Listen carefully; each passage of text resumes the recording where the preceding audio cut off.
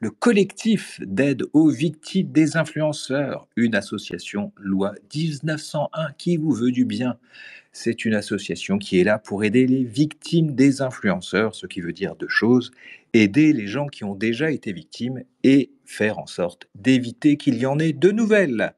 C'est une association qui est neutre aussi bien d'un point de vue politique que religieux, qui cherche à remplir sa mission pour le bien du plus grand nombre et de la société dans son ensemble, dans le respect de la dignité des personnes dont nous parlons, quand bien même nous avons des choses à leur reprocher.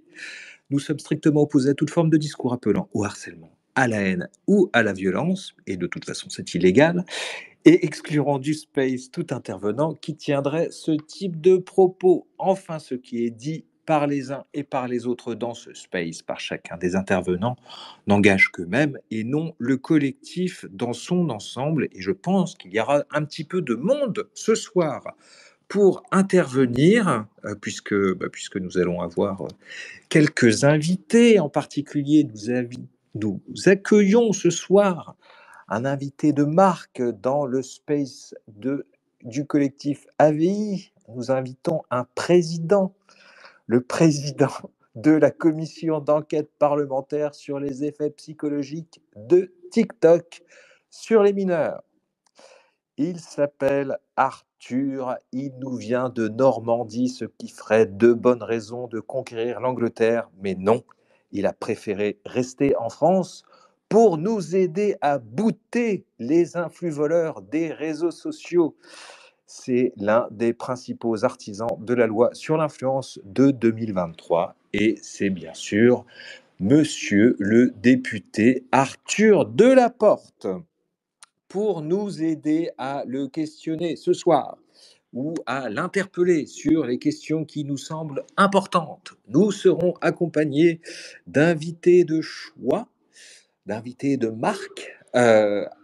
On les a déjà accueillis à plusieurs reprises et je vois qu'ils sont déjà présents à l'heure. Nous avons le collectif MEER. Bonsoir, je ne sais pas qui est là pour le collectif MEER ce soir. Bonsoir, c'est Chris. Alors, Voilà. bonsoir Bonsoir Chris. Chris. Bonsoir Ouda. Voilà, donc ce sera le sujet principal de ce soir, hein, c'est forcément TikTok et vous devinez un petit peu la raison de votre présence sur le sujet ce soir. On sait que vous avez déjà interpellé le député Delaporte sur une personnalité de TikTok en particulier, donc on reparlera d'elle ce soir, je pense, mais aussi d'autres, éventuellement. Oui, c'est juste le maître étalon, hein. Il y en a d'autres, malheureusement. Il y en a d'autres qui débordent beaucoup. Et surtout sur la question de la santé mentale, de l'influence de TikTok sur la santé mentale des mineurs. Très bien. Nous accueillerons également les enquêteurs de TikTok, pas seulement, mais beaucoup quand même. En tout cas, ils connaissent très bien le sujet, la question. Je vois qu'ils sont dans le public. Ils sont invités à intervenir bien quand ils voudront. Il s'agit de TLJ et Daroubi qui sont déjà intervenus sur ces sujets avec nous et on sera très content qu'ils nous aident à interpeller, à questionner monsieur le député sur ces sujets. Nous devrions également être accompagnés de Maître Molina ce soir. Nous verrons quand il sera là. Et puis, bien entendu, ce space ne serait pas un space digne de ce nom s'il n'y avait pas les fidèles Elena et Ouda parmi nous. Comment allez-vous, Elena, Ouda? Bonsoir JB, bonsoir tout le monde. Ben écoute, moi ça va. Début de semaine qui se passe bien, donc tout va bien. Bonsoir à tous, j'espère que vous avez également passé un bon début de semaine. Merci d'être présents et merci de nous accompagner pendant toute cette soirée. Et n'hésitez pas à nous poser des questions via les commentaires, excusez-moi. Donc voilà. Et Elena, donc elle sera parmi nous, Elena, pour notamment évoquer, je crois, un sujet qui te tient à cœur, TikTok Shop. Oui? Non? Peut-être? Ça y est? Ton réseau a flanché, Elena? C'est ce que j'allais dire. La pauvre. Ou son micro, je ne sais pas. Bon, Elena, quand tu auras cessé de faire la grève de TikTok, tu nous préviens. Et puis, bien sûr, ce space, c'est le vôtre, et c'est le space du peuple. Il ne faut pas l'oublier. Donc effectivement, vous pouvez poser vos questions. Certains d'entre vous l'ont déjà fait. Donc, voilà, on a déjà mis un certain nombre de questions du public au chaud, et puis vous pourrez intervenir, eh bien, je vais vous expliquer parce qu'on a prévu un petit peu des choses, on a essayé de s'organiser. Donc on a prévu trois grandes parties avec monsieur le député ce soir quand, ah bah, le voilà, je le vois dans le public.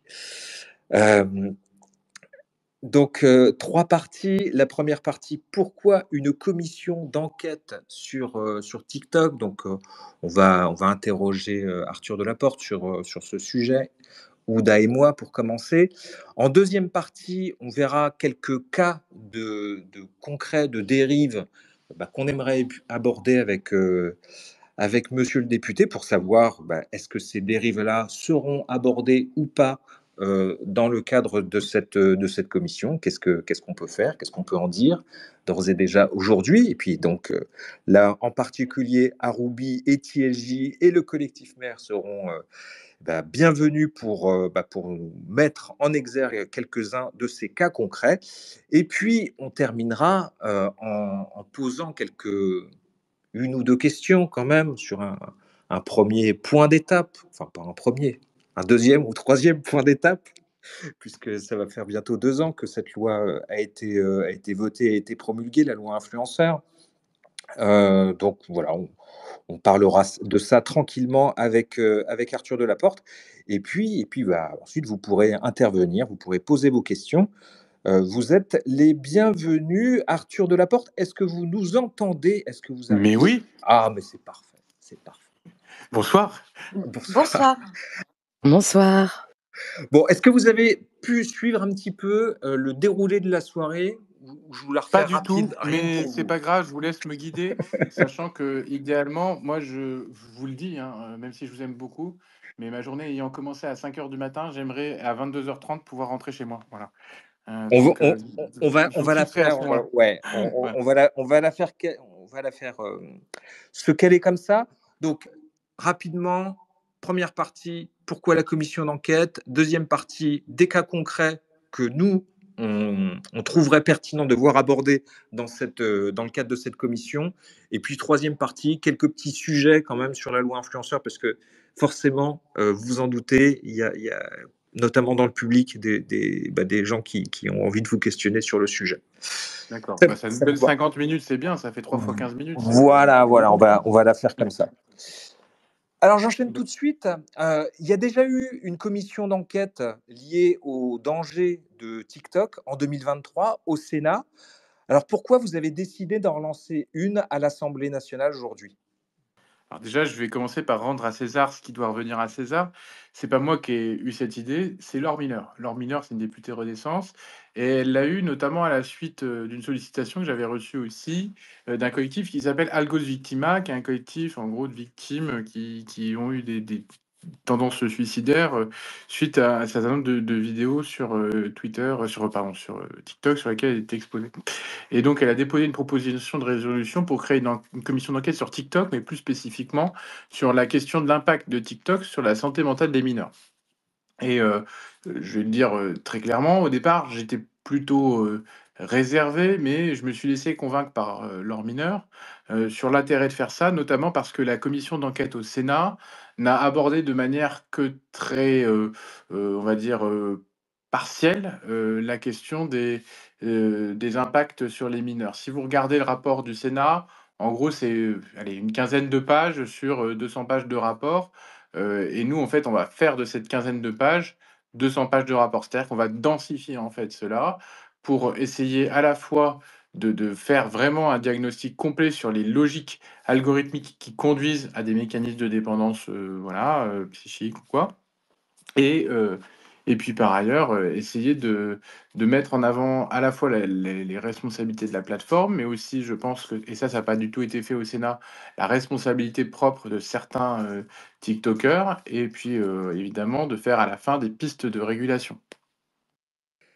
Très bien. Alors, moi, j'en profite pour encourager chacun, hein, à regarder quand même le rapport du Sénat parce qu'il dit déjà beaucoup de choses. Je pense qu'on y Très intéressant. reviendra. Non, c'est vrai, Ouais. c'est vrai, c'est vrai. Il dit des choses, ouais, ouais. Alors, je crois, Kouda, tu avais une question pour monsieur Delaporte. Bonsoir, monsieur Delaporte.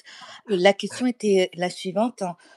On s'est interpellé sur le fait que on a spécifiquement visé que les mineurs, c'est-à-dire les enfants et les adolescents, qui bien évidemment est une problématique très importante, on le conçoit, mais de par notre expérience en tant que collectif et de nombreux témoignages, TikTok n'impacte pas côté psychique que les mineurs. Il y a aussi toute une population d'adultes qui tombent dans le côté addictif de TikTok, donc forcément, il y a un effet psychologique impactant, et notamment aussi sur les matchs TikTok. Et donc, on s'est demandé Ouais.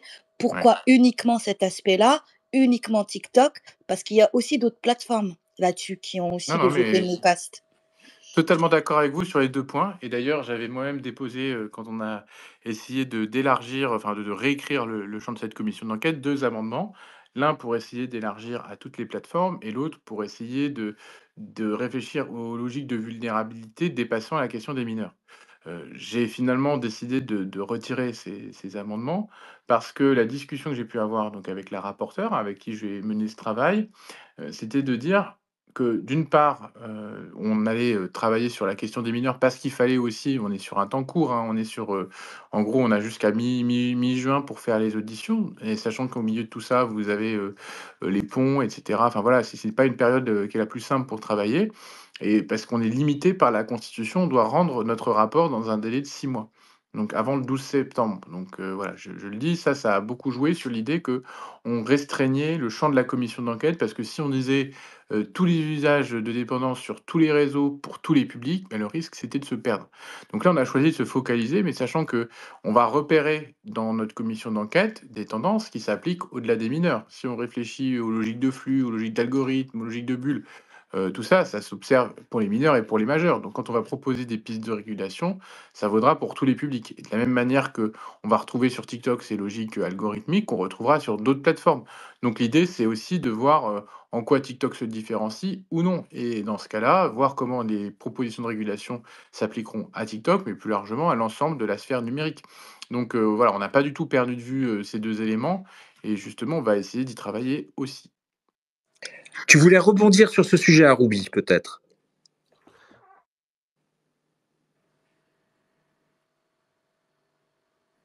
Alors, Aroubi. Oui, allô? On m'entend, c'est Oui, bon? oui, on t'entend. Bonsoir tout le monde, bonsoir, monsieur Delaporte. C'est un plaisir de vous parler.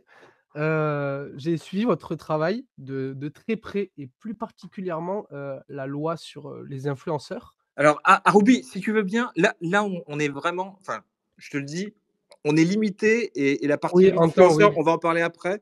Donc là, c'est et vraiment ju sur la commission d'enquête, si tu veux bien, pour cette première partie. voilà, et justement par rapport à cette commission, ma question était, la suivante. Étant donné qu'à l'heure actuelle, la loi sur les influenceurs existe et est censée être appliquée, ce qui n'est pas vraiment le cas parce que tous les jours, on peut voir des centaines d'influenceurs, qui ne déclarent pas leur partenariat, par exemple.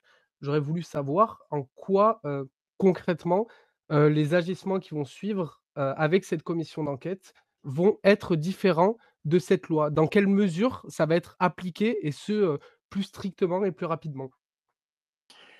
Bonne question, même si on reviendra sur les limites de la loi influenceur sans doute, juste après, donc si j'ai bien compris dans une demi-heure à peu près, enfin vers 21:00, 22:15, sur, la manière dont on va proposer des choses. Déjà, une commission d'enquête, c'est pas une loi.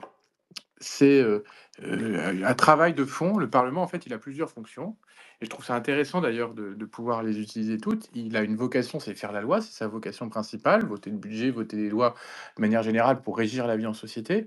Mais il a aussi ce qu'on appelle une fonction de contrôle. Contrôler l'action du gouvernement et faire des propositions pour l'évolution de l'action publique. Et là, en l'occurrence, une commission d'enquête, ça s'inscrit dans cette fonction de contrôle du Parlement et ça donne des pouvoirs spéciaux au président et au rapporteur. Ce qu'on va pouvoir faire avec leurs mineurs, c'est par exemple, enfin moi j'aurai cette possibilité, c'est le président qui a cette possibilité, convoquer des gens. Moi, quand, j'étais, sur la loi influenceur, je pouvais pas convoquer des gens à l'Assemblée nationale. Je pouvais les inviter et ils étaient libres de venir ou pas. Là, si je convoque des personnes et que qui souhaitent pas venir et que je veux vraiment les voir, je peux utiliser le concours de la force publique pour les faire venir. Deuxièmement, les personnes qui viennent, elles parlent sous serment. Elle jure de dire toute la vérité et rien que la vérité. Et à chaque début de commission, ils lèvent la main droite et disent je le jure. Et si jamais on a ce qu'on appelle un parjure, c'est-à-dire si la personne ment devant la représentation nationale, alors dans ce cas-là, elle peut avoir des poursuites judiciaires et éventuellement des condamnations si on met en avant que ces déclarations sont fausses. Donc voilà, il y a un pouvoir de contrôle de la parole et des invités, puis il y a aussi un pouvoir éventuellement de contrôle qu'on dit sur pièce et sur place de la part de la rapporteure. Elle peut se déplacer dans des administrations, par exemple pour saisir, des documents, le cas échéant, de l'administration, qui pourraient permettre de mettre en évidence un certain nombre de choses. On peut aussi demander, poser des questionnaires, aux personnes qu'on veut auditionner. Enfin voilà, donc c'est des pouvoirs qui sont quand même assez, on va dire, exorbitants, en tout cas importants et qui permettent, d'avoir de se procurer un certain nombre d'informations et d'amener un certain nombre de réflexions. Donc ça, c'est l'intérêt de la commission d'enquête. Derrière, à quoi ça sert? Ça sert à mettre en lumière des éléments et là, je pense qu'il y a aussi une vocation pédagogique de la commission d'enquête parce qu'on va dire: voilà ce qu'on a constaté, voilà éventuellement et surtout c'est ça qui est important, les propositions qu'on fait. Et donc le dernier volet d'une commission d'enquête, c'est en général des propositions pour faire évoluer la loi. Mais c'est pas une loi en tant que telle. Et donc ça veut dire que derrière, en fonction des propositions qu'on aura faites, je sais pas si on a des réflexions sur la question du contrôle de l'âge, par exemple, si on a des réflexions sur, des interdictions spécifiques pour les mineurs ou quoi, tout ça, en fait, il faudra qu'on le formalise dans une loi. Voilà, donc voilà un petit peu les différents éléments et puis évidemment si jamais il y a des manquements qui sont constatés, si dans la commission d'enquête on constate que des gens n'ont pas respecté la loi, alors on pourra faire ce qu'on appelle les articles 40, donc c'est-à-dire saisir directement la justice parce qu'on aura constaté d'ores et déjà des illégalités. Ça, c'est possible aussi. Donc c'est aussi intéressant de ce point de vue-là parce que si on nous signale des choses qui sont interdites et ben là on dira: «Voilà, on a remarqué ça et ça qui sont déjà prévus dans le cadre du droit et on demande à la justice d'engager, le cas échéant, des opérations judiciaires si eux-mêmes, considèrent que c'est illégal. Alors, Thierry, je te donne la parole dans quelques instants. Je crois, Kouda, tu avais une autre question pour monsieur Delaporte. J'ai une deuxième question. Qui avez-vous prévu d'auditionner lors de cette commission d'enquête, s'il vous plaît? Merci d'avance. Alors, plein de gens, sachant que comme cette liste n'est pas encore totalement finalisée, je suis pas en mesure, de vous la communiquer, Je comprends. non plus. Mmh. Évidemment que nous, on est preneurs des suggestions, des uns et des autres, hein, et d'ailleurs mon mail est public, donc si vous avez des suggestions à m'envoyer, arthur.delaporte@assemblée-nationale.fr. Mais en gros, on a choisi de fonctionner en plusieurs temps. Le premier temps, c'est, on va dire, la phase du diagnostic. Donc cette phase du diagnostic, c'est essayer d'évaluer l'ampleur des dégâts. Donc on a commencé là par auditionner des sociologues qui ont fait des enquêtes, quantitatives et qualitatives sur les usages des réseaux sociaux par les jeunes pour essayer de voir un peu dans quelle mesure, combien de jeunes, quel était le pourcentage de jeunes et cetera. Et puis, derrière, on va regarder des économistes qui réfléchissent à la manière dont aujourd'hui, fonctionnent les modèles économiques des plateformes. On va avoir des informaticiens qui vont nous aider à réfléchir sur les logiques des algorithmes. On va avoir, des collectifs ensuite, donc ça, c'est la deuxième phase. Une fois qu'on aura fait ce diagnostic général, on va rentrer sur la phase des témoignages. Donc on va avoir des collectifs de victimes qu'on va auditionner, on va essayer d'auditionner les victimes eux-mêmes, les vigies, ce que j'appelle les vigies du numérique, donc celles et ceux qui, veillent sur les réseaux sociaux et qui observent un certain nombre de choses. Et puis une fois qu'on aura fait ce travail, d'observation, d'écoute, de témoignage, on auditionnera donc des psychologues, qui nous permettront aussi d'évaluer les effets psychologiques de TikTok sur les mineurs, la manière dont ils peuvent décrire chez leurs patients tous ces effets. Et puis enfin, une fois qu'on aura, voilà, vraiment essayé de cerner le problème, là, on verra, avec, les usagers, de TikTok, qui émettent du contenu. Donc on aura sans doute des tiktokers qui viendront, à l'Assemblée nationale. Alors, j'ai comme ça laissé passer, 2 noms, mais voilà, j'ai dit, moi, que souvent quand je me rends dans les classes, l'un des premiers noms qu'on me cite, c'est Michou. Donc j'ai laissé dire: «Bon, voilà, peut-être, qu'on aura auditionné Michou, mais voilà, je n'ai pas encore, finalisé la liste, on va dire, des tiktokers qui seront conviés et puis à la fin, on convoquera TikTok. On convoquera TikTok pour qu'ils puissent s'expliquer, pour qu'ils puissent répondre aussi les différents éléments qu'on a, eu à mettre, en avant Et une fois qu'on aura fini ça, mais ça va aller très vite en fait, hein, on auditionnera pour le coup, les régulateurs, donc les différents acteurs institutionnels, pour voir à la fois ce qui est déjà mis en place pour lutter contre ces effets, pour lutter contre ces dérives, les autorités, judiciaires, policières, on auditionnera aussi, des acteurs comme le ministère de l'Éducation nationale et cetera, la CNIL, l'Arcom. On ira sans doute aussi à Bruxelles pour discuter avec la Commission européenne. Puis à la fin, une fois qu'on aura fait le tour de tous ces acteurs et de la régulation qu'ils appliquent déjà, on remettra, notre rapport, enfin Laure Miller, qui est rapporteur, donc chargée de rédiger le rapport, remettra son rapport. Voilà. Merci, merci. Je peux Alors, poser. TLJ, tu voulais intervenir. Excuse-moi, Non, je Elena. t'en prie. J'ai promis à TLJ et après, je te donne la parole. Bonsoir à tous, bonsoir à toutes, bonsoir au collectif Avis, bonsoir Monsieur Delaporte, Bonsoir. ravi de vous revoir après notre échange passé. J'avais une question pour vous. Euh, pour moi, le problème ne vient pas que des influenceurs et je voulais savoir si, dans ce que vous êtes en train de mettre en place, vous avez prévu d'essayer de sévir avec l'algorithme lui-même de TikTok. Je vais prendre un exemple, ça se situe dans la continuité de ce que vous disiez juste avant, la santé mentale des mineurs, mais pas que des mineurs, où je vois par exemple des algorithmes qui peuvent faire publiquement l'apologie du suicide, etc. Et je voulais savoir si justement, vous, députés, comptez à un moment donné essayer de mettre le nez non pas que dans la création de contenu de cette plateforme, mais dans l'algorithme lui-même. Ça fait partie des objectifs, hein. Tout à l'heure, je disais, on va avoir des informaticiens, des mathématiciens qui vont nous amener à réfléchir sur l'algorithme. On va probablement aussi demander à TikTok la recette de l'algorithme, même si quand on ouvre le rapport du Sénat, on voit que le Sénat s'est heurté quand même au mur du silence de TikTok. Donc nous, on va essayer de remettre une couche là-dessus, sans garantie pour le coup d'arriver à ouvrir totalement le capot. Mais ça fait partie des objectifs. Dans les gens que vous avez, dont vous avez parlé, moi, il y a il y a une classe d'acteurs dont vous n'avez pas parlé, ce sont, les lanceurs d'alerte, les signaleurs de confiance. Est-ce que, est-ce que pour vous, c'est des gens qui ont Bah, des choses à dire quand même c'est sur ce ce que j'ai sujet? appelé les vigies du numérique.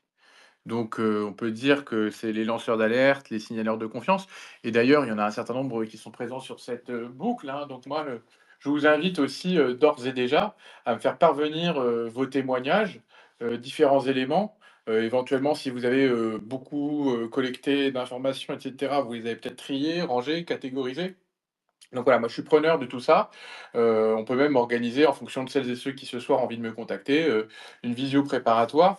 Je peux pas garantir que je serai en capacité d'auditionner tout le monde, parce qu'on a vraiment un temps très court pour mener cette commission, donc on aura peut-être qu'une grosse audition consacrée, aux vigies du numérique.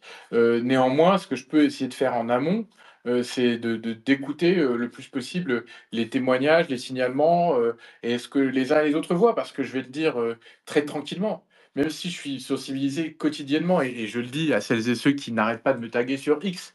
Je vois parfois passer, vos posts, mais je suis pas en capacité, d'avoir le temps de tous les voir, tous les analyser. Je passe à côté de plein de choses et donc j'ai aussi besoin d'être nourri par, on va dire, la collectivité pour pouvoir, voilà aussi, me faire, mon avis sur, les contenus problématiques et cetera. Voilà, il y a pas d'omniscience de personne et donc on a évidemment besoin de ce qu'on peut appeler les signaleurs de conscience, les vigies et cetera.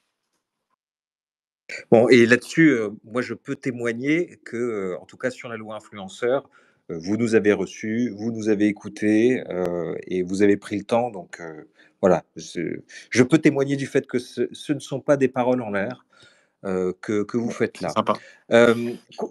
Concernant ce qu'a dit un petit peu Aroubi tout à l'heure, et pour revenir en réalité sur ma première question, justement, le Sénat, à l'issue de cette belle commission d'enquête quand même, qui a été faite, a déjà fait pas mal de propositions et donc vous pouvez voir, hein, dans le rapport du Sénat, vous avez, des points qui sont relativement concrets, hein. Vous avez 21 propositions, à la fin de ce rapport et moi j'ai l'impression qu'elles sont, pour ainsi dire, restées lettres mortes et très honnêtement, on a un peu l'angoisse qu'il vous arrive la même chose.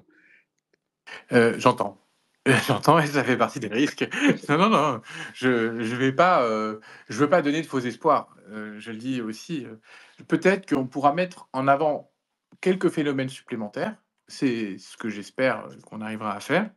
Notamment parce que le Sénat, je ne crois pas qu'ils aient, été jusqu'à vraiment auditionner, les tiktokers. Je pense qu'il y a une logique sur la régulation des flux qui pourrait réussir à s'imposer. Aujourd'hui, vous savez, on a une logique où quand on va se connecter sur un réseau social, que ce soit d'ailleurs sur X ou sur TikTok, on va avoir tendance à voir d'abord ce qu'on appelle les pour toi. Où, du coup, on va avoir des contenus qui sont suggérés par, la plateforme et non des contenus qui sont liés à nos abonnements. Et il y a une réflexion, par exemple, en Californie aujourd'hui, où on va remettre en place ce qu'on appelle des flux chronologiques et supprimer les flux suggérés, ou en tout cas faire en sorte que ce ne soient pas les premiers flux qui s'affichent. Et ça, c'est important, parce que ça permet de redonner de la liberté en fait, à l'utilisateur de se constituer son propre flux, de choisir ce qu'il va regarder et de pas simplement être dépendant de ce que fait la plateforme. On peut aussi avoir des... Et ça, c'était pas ce qui était le plus évoqué dans le rapport du Sénat. Après, voilà, il y a des choses qui sont évoquées, je pense qu'on peut reprendre, à notre compte. Il y a des choses qui méritent d'être précisées sur tout ce qui est régulation d'âge, par exemple, sur, tout ce qui est droit comparé, aussi des initiatives qui sont prises sur la régulation de l'accès des mineurs aux réseaux sociaux partout dans le monde. Ouais, il y a des choses qui sont faites et je pense qu'il faut qu'on arrive à aussi faire un état des lieux de ce qui se passe, un peu partout. Donc, voilà, on a plein d'ambitions. C'est vrai qu'évidemment, c'est pas une loi, une commission d'enquête, donc du coup, c'est pas amené à réguler directement. Donc ça dépendra aussi de la manière dont le législateur, les députés, les sénateurs, le gouvernement se saisissent du sujet et se donnent le temps et les moyens d'agir. Parce qu'aujourd'hui, en fait, finalement, ce qu'on a besoin, c'est aussi de temps de débat, de temps législatif à l'Assemblée pour pouvoir réussir à avancer. Nous, on a un projet avec Stéphane Vogetta qui est la loi dite Influenceur 2. Et sur cette loi Influenceur 2, bon, ben voilà, on est en train de la finaliser, mais il faut qu'on arrive à trouver un créneau à l'Assemblée pour la discuter. Peut-être qu'on pourrait y ajouter, si on arrive à le faire, certains des éléments de préconisation de la commission d'enquête. Et comme ça, on pourra traduire dans le droit des choses qui, au Sénat, à ce stade, sont en effet plutôt restées lettres mortes. Et aussi, elles sont restées lettres mortes, et je le dis, hein, parce que pour une grande partie d'entre elles, ce sont des recommandations qui sont de niveau européen. Et donc la France seule n'est pas en capacité d'agir. Il faut une volonté politique à l'échelle européenne. Ce que j'espère. Ouais, Mais je vas-y. crois qu'elle existe, cette volonté, parce qu'en ce moment, il y a déjà eu enquête et demande de la Commission européenne vis-à-vis de Oui, alors TikTok. certes, aujourd'hui, TikTok est sous enquête. Mais TikTok est sous enquête pour potentiellement d'autres problématiques que celles qui nous concernent là. Plus des problématiques de respect des données personnelles, de respect de la vie privée, enfin voilà, d'un certain nombre de choses qui ne sont pas exactement ce que nous avons nous. Mais ce qui est sûr, c'est qu'il faut sans doute renforcer le cadre européen aussi sur la régulation de l'accès au contenu des mineurs et faire un cadre qui soit partagé. Et ça, c'est pour nous un sujet important quand même dans la réflexion qu'on porte aujourd'hui avec cette commission d'enquête. Et ça, ça, on n'y est pas encore pour le coup. C'est pas encore dans le droit européen. Alors, Elena, et puis après, Aroubi. Ouais, merci. Oui, bonsoir, monsieur Delaporte. De toute façon, je suis vraiment ravie en fait, qu'on parle de TikTok, hein, parce que ça fait quand même plusieurs mois avec le collectif en fait qu'on dénonce les dérives et on fait régulièrement des lives. Et en fait, j'ai entendu dire que, il y aurait Manon Tanti qui va être auditionnée. Donc, je vous Oui, pose la c'est moi qui question en fait. ai laissé passer ça dans la presse, tout à fait. Ouais, ouais. Ouais, donc, en fait, pourquoi ce choix? Parce que je sais pas si vous connaissez un petit peu, mais avec son mari, ils sont assez problématiques, hein. Ils font partie des influenceurs problématiques. Donc, on aimerait bien savoir pourquoi ce choix. Ben justement. Justement? D'accord. Bah oui, parce que l'idée, en fait, d'une commission d'enquête, c'est pas forcément d'inviter que des gens qui sont exemplaires. C'est aussi inviter des gens dont on pense qu'ils peuvent être, les, comment dire? Les symboles d'un certain nombre de dérives. Et donc, si vous voulez, on pourra, moi je serai preneur aussi des éléments que vous aurez à nous envoyer pour préparer cette audition, pour poser les bonnes questions. L'idée, c'est pas de faire de cette commission d'enquête, une salle de procès. Mais c'est d'essayer de voir avec les influenceurs dont on peut considérer, parce que ça a été publicisé, qu'il y a eu des dérives, de leur part, si elles en ont conscience, les manières dont elles peuvent, ou non, traiter les choses et voir justement comment on arrive à lutter contre ces dérives problématiques. Et c'est ça l'intérêt de la commission d'enquête justement par rapport, simplement à des auditions qu'on pouvait faire sur la loi influenceur. C'est qu'on n'avait pas forcément, d'aussi, fort pouvoir de contrôle, et notamment la question que les gens en face doivent nous dire la vérité et rien que la vérité. Et ça, c'est quand même quelque chose de très fort à mon sens. Après, je Et si je puis me permettre, je pense qu'il y a je une crois que vérité, c'est grâce. Oui, mais justement, Elena, je crois que c'est suite à l'audition notamment d'un certain Jérôme Cahuzac qu'on a eu droit à la mise en place d'un truc qui s'appelle le parquet national et financier dont on parle encore beaucoup Ouais, aujourd'hui. mais Donc, effectivement, même en auditionnant des gens qui disent pas la vérité, ça peut donner lieu à des choses intéressantes. je m'abstiendrai de tout commentaire, mais c'est vrai. Et d'ailleurs, Marine Le Pen remercie encore aujourd'hui la loi Sapin 2, qui a mis en place une régulation plus forte du politique. Aroubi. Oui, du coup, ma question, monsieur Delaporte, je pense qu'elle se rapproche un peu de celle de Helena. Bon, du coup, j'ai vu, pour madame Tanti, mais aussi du coup pour Michou. En fait, bon, je suis sur les réseaux effectivement et je trouve ça un peu particulier parce que, à mon sens et j'ai grandi dans cette génération, si on pose la question aux gens, Michou, ce n'est pas un tiktoker. C'est pas quelqu'un qui est pro TikTok. Je dirais même qu'actuellement beaucoup, d'influenceurs essaient de se raccrocher à la méta TikTok. On les voit de plus en plus, que ce soit Squeezie, Noxtag ou autre, essayer de publier des clips de leurs vidéos, donc de s'introduire dans TikTok. Mais le monde de TikTok, à Michou, pour moi, je ne vois pas pourquoi il serait interrogé, si ce n'est pour parler bon, des 2-3 trends qui ont pu passer sur lui. Je pense qu'il y a des gens à viser plus concrètement. Et effectivement, bon, vous répondez un peu à ma question quand vous dites oui, si ce sont des gens problématiques qui sont suffisamment, s'ils mentent, on aura un moyen de le savoir. D'accord, mais je me dis aussi que c'est des gens qui sont capables de donner des réponses en commission pour tenter, entre guillemets, «d'avantager leur situation». C'est pour ça, je me dis peut-être que la recherche sur le qui et le comment, peut-être qu'elle devrait être plus réfléchie quand on voit, pendant les 2 dernières années, certains influenceurs qui se sont montrés à côté de députés ou qui sont présentés à l'Assemblée nationale. Je vais penser à Mmh. Ethan Berebia avec Gabriel Attal, à Esperanza, à Ofenia. Enfin, Ouais, j'ai beaucoup de noms en tête et je trouve j'entends, que c'est non, des non. situations particulières. Mais alors, pour tout vous dire, justement, la différence, c'est que les uns et les autres ont cherché à se montrer dans une situation de connivence, vous voyez? Avec les influenceurs.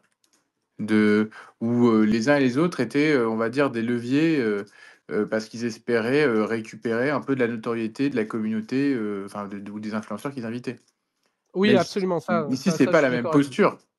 Disons que moi, j'en ai rien à faire d'être aimé ou pas aimé par les personnes que je vais convoquer.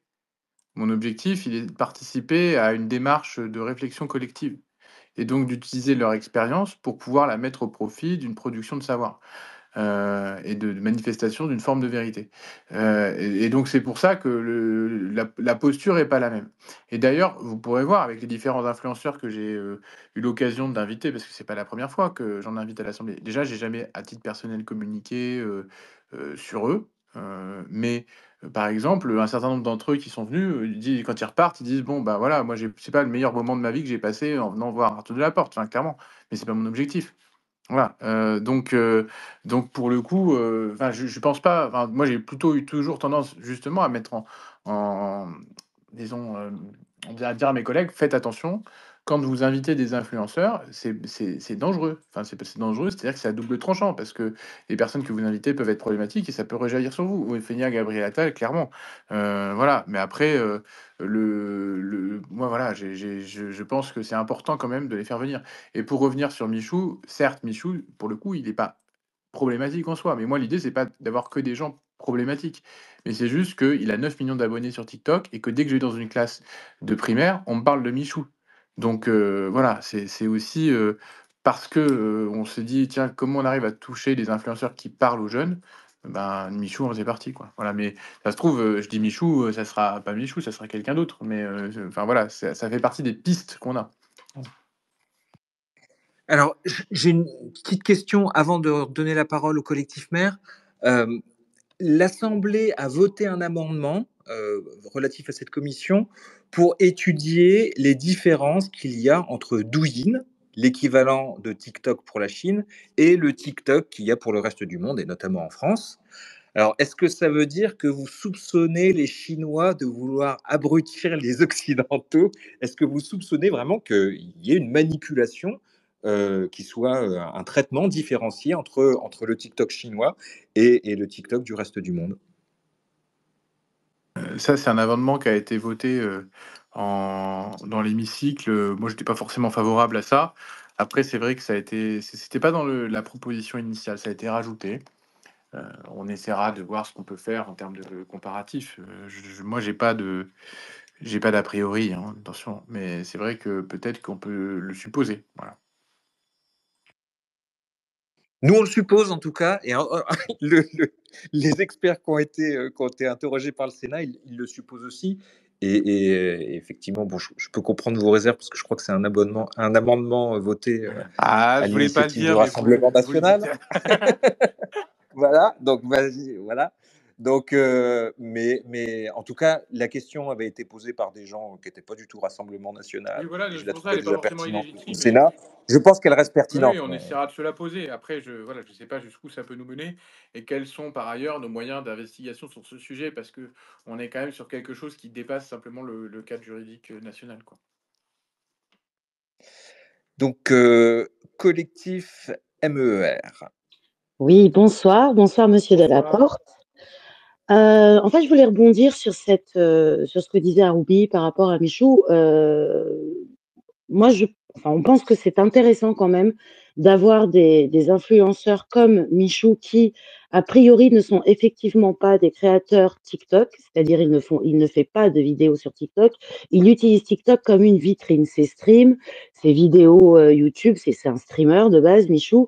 Ses vidéos YouTube, etc. Il va faire des extraits sur TikTok et ça lui permet de venir toucher la population, le flux de TikTok, donc beaucoup de mineurs. D'ailleurs, ça peut être intéressant aussi de lui poser quelques petites questions sur les conséquences que lui-même a pu connaître de vouloir se lancer dans le merchandising du jeu et que ça fait un bad buzz. Voilà, son jeu n'était absolument pas adapté aux mineurs qu'il vise aussi, malgré lui peut-être. En tout cas, il sait qu'il a une communauté jeune.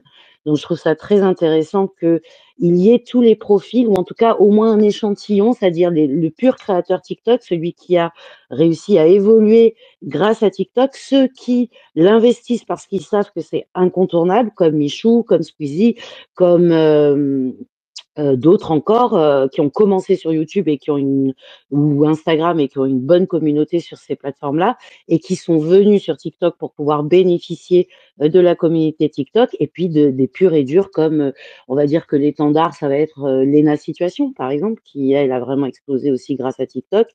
Enfin personnellement je trouve ça intéressant parce que ça va permettre de vraiment voir quels sont les différents profils et quelles sont leurs influences sur cette communauté-là et comment eux vivent cette influence. Est-ce qu'ils anticipent certaines choses ou pas? Enfin bref, pour le coup, voilà. Et je voulais rebondir aussi sur la notion de faire venir le plus possible, ou en tout cas dans le choix de ceux que vous allez faire venir dans les vigiles.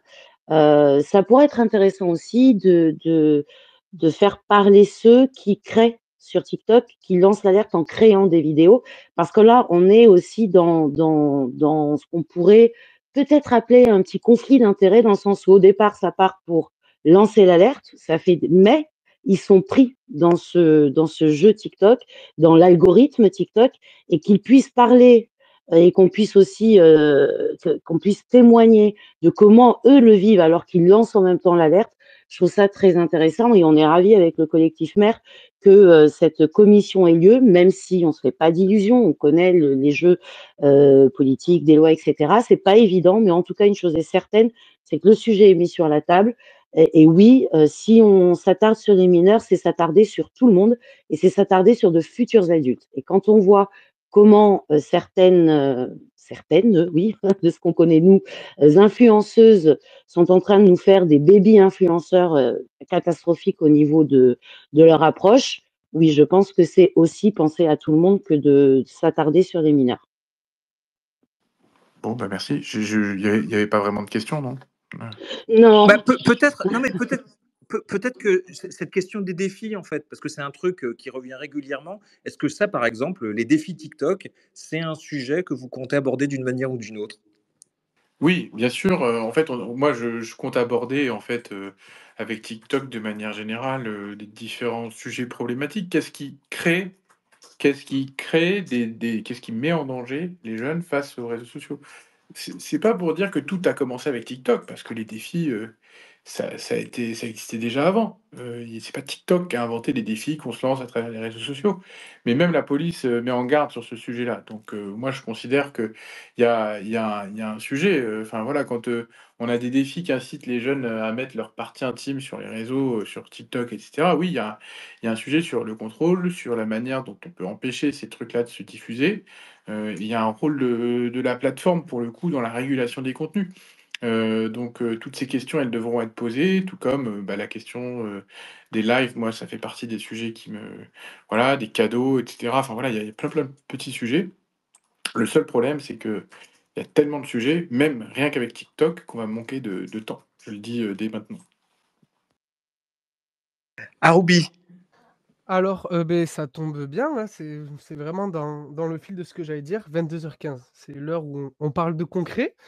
Justement, du coup, monsieur Delaporte, je vous ai entendu parler des lives. Alors, je me posais plusieurs questions. Je sais que le pôle live de TikTok France n'est pas 100 du coup rattaché à TikTok France eux-mêmes. C'est, disons, un peu comme une autre branche. Du coup, je me demandais si ça allait pas créer une complication dans cette commission d'enquête, du coup, qui a été Alors, bah, annoncée pour TikTok? je vais vous le dire en toute humilité, vous me l'apprenez.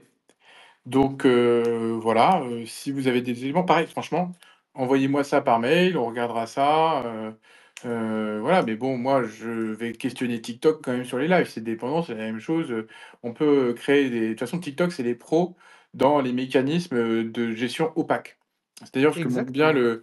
le Sénat, hein, dans les trucs en cascade, on a du mal à identifier les responsables et cetera. Donc, voilà, ça me surprend pas plus que ça. Mais néanmoins, c'est sur la plateforme. Donc du coup, leurs responsables de affaires publiques, en particulier, qu'on auditionnera, seront censés, répondre à ces différentes questions.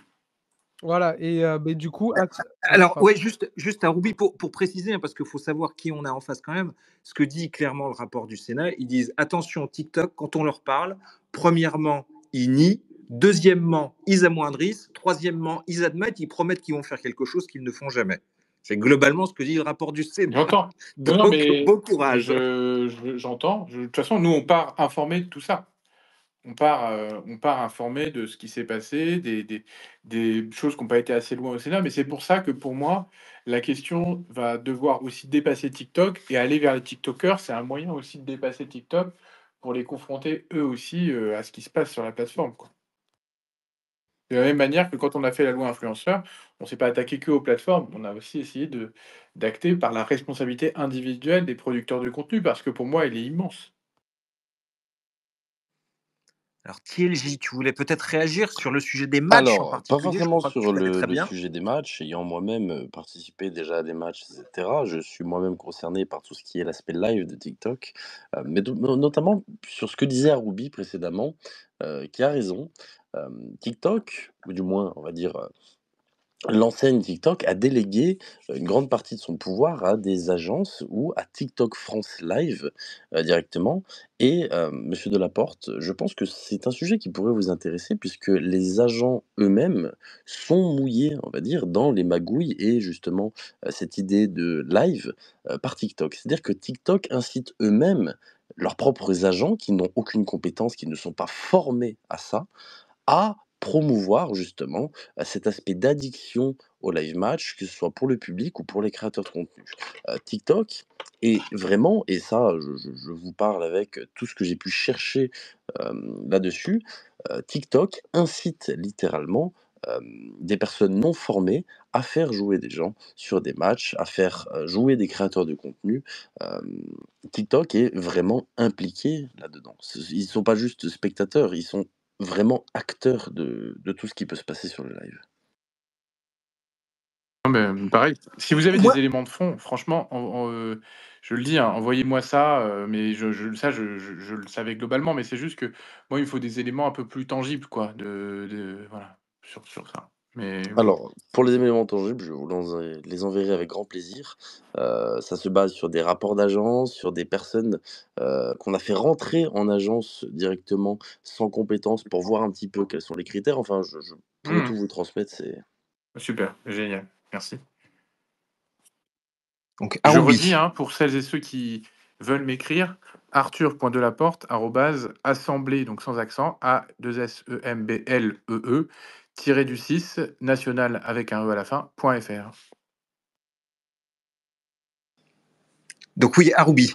Oui, non, moi, c'était un rapport avec les lives. Du coup, c'était par rapport à ma question de tout à l'heure. Bon, voilà. Et vis-à-vis du pôle live, effectivement, j'avais remarqué, bon, bon, c'est des choses tangibles dans ce que vous dites, mais je vais vous l'envoyer et pas épiloguer sur ça.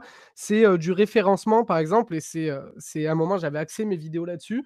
Par exemple, de la violence conjugale en vidéo, ou même, je vais dire le mot, de la prostitution en vidéo qui était beaucoup plus mise en avant parce que les concernés sur les lives, effectivement, il y avait beaucoup plus de viewers, donc beaucoup plus de dons, parce que interaction égale comportement voilà, de fou furieux, autant dire les termes. Hein. Et, et voilà, quoi, c'était vraiment la partie live de TikTok à laquelle je me suis collé. Et j'ai vraiment essayé de toutes mes forces de faire retirer ce contenu, de le signaler de toutes les façons possibles. Et les retours de TikTok, en fait, étaient jamais positifs. Tant que la vache pouvait leur donner du lait, et bien la vache est restée présente, même si elle n'était pas bonne pour le troupeau, quoi. Et d'ailleurs, peut-être que Elena, qui est au pôle victime du collectif, je crois que nous aussi, on a quelques clients sur TikTok. Est-ce que tu peux nous dire comment ça s'est passé, les signalements qu'on a pu faire chez TikTok, Les Elena? signalements, c'est silence total. Donc, en fait, les signalements, c'est Pareil, non. je le dis, ça aussi, les signalements. Envoyez-moi les signalements, les non-réponses, etc. Enfin, si vous avez des screens sur des trucs que vous avez signalés et des screens sur la réponse qu'on vous avait faite. Voilà. Oui, parce qu'en particulier, hein, nous, ce qu'on veut souligner, aujourd'hui, le collectif AVI, c'est à peu près 2200 personnes qui se sont déclarées 2300 victimes. même. Un petit peu plus de Ouais, ouais, on a 2300, dépassé les merci. 2300, ouais. Voilà, pour un peu plus de 2 millions d'euros de préjudice. Et parmi ceux-ci, il y a quand même des gros noms, notamment Marc Blatta ou Laurent Correa de la GLC Family. Et il se trouve qu'un des derniers refuges qu'ils ont trouvé et dont on n'a pas réussi à les faire partir, c'est TikTok.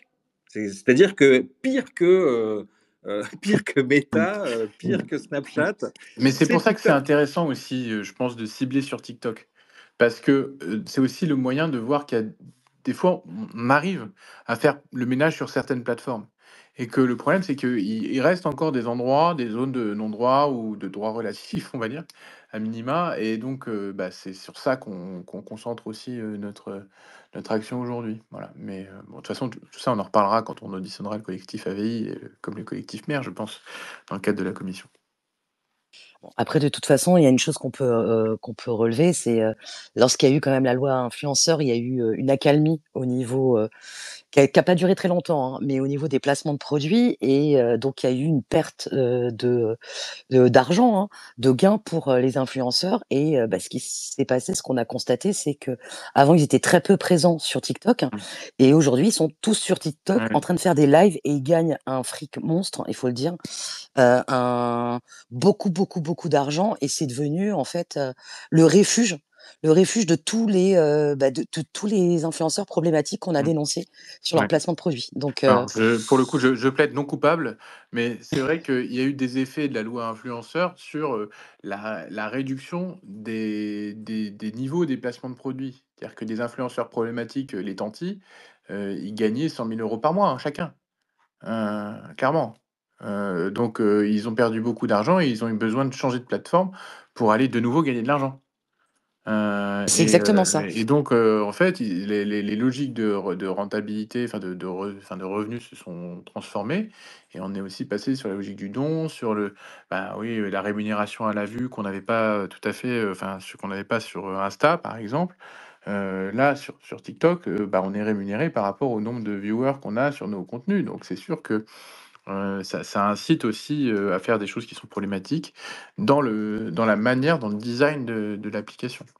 Voilà, donc tout ça, on aura l'occasion d'en reparler évidemment. Et ce mouvement-là, en fait, en effet de bascule vers TikTok, c'est aussi ça qui fait que moi je me suis intéressé à titre personnel. Je suis passé des influenceurs à TikTok parce que j'ai vu aussi mes gros clients passer de l'un à l'autre, quoi. On peut dire ça comme ça.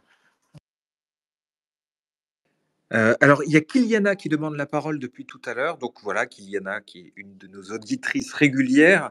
Donc les autres auditeurs, vous pouvez également monter, demander la parole Dans les 7 et poser vos minutes questions. qui nous restent. Voilà, Kiliana. Bonsoir à tous. Alors, je vais être brève. Ma question, mes questions, j'en ai 2, vont concerner la minorité sur TikTok. Donc, parce que je trouve qu'il y a quand même un flou artistique à ce niveau-là. Pour avoir vu, on va commencer par le plus grave, des mineurs en live, voilà, qui n'étaient pas majeurs, tout simplement, qui n'avaient pas atteint les 18 ans, voire les 16. Normalement, pour moi, c'est interdit, à ce que j'ai compris dans les conditions générales. Voilà, je voulais avoir une Confirme. certitude. Je voulais avoir déjà une certitude à ce niveau-là. C'est ma première question. Et je vais vous donner la deuxième, comme ça, comme on gagne du temps. Et la deuxième, qui est un peu moins grave, mais qui est quand même importante, c'est la présence de mineurs lors de live, non pas en train de liver, mais dans le chat, donc qui sont exposés à tous les dangers et les dérives que peut entraîner TikTok et qu'on connaît, c'est-à-dire les cadeaux, la manipulation, les sociétés, enfin tout ce qu'on connaît, que vous avez dû évoquer depuis un moment. Voilà mes 2 questions. Oui, alors, Donc la participation live. oui, non, sur les participations au live, moi je pense qu'en effet, il y a un vrai sujet sur la manière dont on contrôle l'accès aux mineurs. De manière générale, moi je pense que c'est même pas la question de participer, mais c'est la question de voir des lives. Ça, c'est un truc que j'ai envie de porter, c'est que je portais déjà un petit peu, c'est du fait que les mineurs ne puissent pas du tout voir de live. J'en ai parlé à TikTok, hein, quand j'ai eu l'occasion d'échanger avec eux à plusieurs reprises avant cette commission. Je leur ai dit, pour moi, ça pose problème. Mais bon, derrière, ils disent: «Oui, mais nous, on a des mécanismes de vérification d'âge très performants», tout ça. Enfin, je connais exactement ce qu'ils nous racontent. Sauf que de fait, les mineurs, en fait, continuent d'être sur les plateformes et sur les lives, mais sauf que la plateforme croit qu'ils ont, plus de 18 ans. Donc c'est comme ça qu'ils peuvent participer. Mais ils ont déclaré un faux âge. Donc le sujet derrière tout ça, c'est les mécanismes de vérification d'âge qui permettent à la fois d'empêcher de participer, mais aussi, je pense, derrière, au-delà des mécanismes de vérification d'âge, une fois qu'on les aura mis, c'est de voir simplement les lives. Et ça, c'est, j'espère, mais je ne sais pas encore ce que ça donnera, une préconisation qui pourrait être issue du rapport. Euh, Juste pour apporter une précision, les mineurs qui sont en live, c'est-à-dire qui participent au live en stream et qui montent et donc qui parlent, le disent clairement qu'ils sont mineurs. Ils le disent en stream, quoi. Ils le disent avec leur voix. Bien sûr, mais sauf que Voilà. la plateforme ne les détecte pas, elle les éjecte pas. Voilà. Ouais, Donc, à moins de les signaler en masse, hein. À ce voilà, moment-là, exactement. peut-être Ouais. que, voilà, on est d'accord. On est d'accord. Aroubi, tu voulais réagir sur ce sujet peut-être? Oui, c'est au niveau, des vérifications live. Bon, ce sera mon dernier propos, voilà. Donc, au niveau des vérifications d'âge, je connais quelques personnes, des jeunes filles ou des jeunes hommes qui sont sur, TikTok, ayant 1 million d'abonnés ou 700 000. Je sais qu'avant 16 ans, ils n'ont pas le droit, bon, normalement, 16 ans ou 13 ans, je sais plus. Mais, en fait, j'en connais qui sont mineurs actuellement et qui sont rémunérés, en fait, par la plateforme, donc par TikTok. Et moi, la question que je me pose, c'est bon, les parents de ces, enfants ont accepté, d'accord? Donc pour qu'ils puissent faire leur vérification d'âge sur ces réseaux sociaux, dans le système de vérification, pour le paiement de TikTok, eh bien, ils sont allés, mettre la carte d'identité de leurs parents, avec le justificatif de domicile de leurs parents et tout ce qui s'ensuit. Mais derrière, et beh, sur toutes les vidéos, c'est eux, mais leurs parents n'apparaissent jamais. Donc je me demandais si ce serait pas intéressant pour la commission, oui, effectivement, de jeter un œil parce que c'est quand même on fait travailler des mineurs. Ils font des vidéos et ces vidéos sont monnayées et TikTok leur donne de l'argent, quoi. Avec de fausses vérifications d'âge, évidemment. Non, mais c'est intéressant, c'est un vrai sujet.